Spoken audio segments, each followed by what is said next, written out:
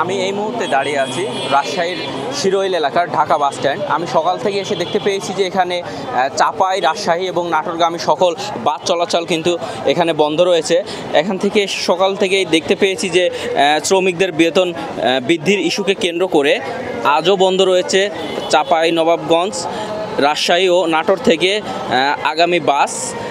বৃহস্পতিবার রাত থেকে পূর্ব ঘোষিত ছাড়াই টানা দুদিনে বাস চলাচল বন্ধ রাখার চরম ভোগান্তিতে পড়েছেন যাত্রীরা।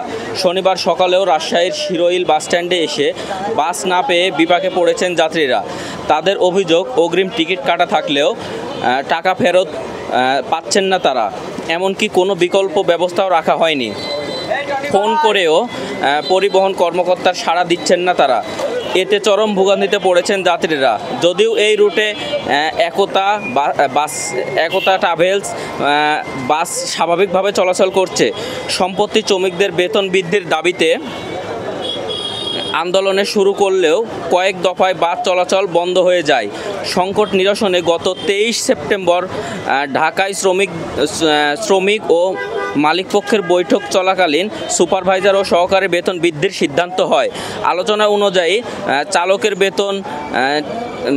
বেতন 1250 থেকে বাড়িয়ে 1750 এবং সুপারভাইজারের বেতন 500 থেকে বাড়িয়ে 750 এবং সহকারীর 400 থেকে 700 টাকা বেতন বৃদ্ধির কথা ছিল শুক্রবার থেকে।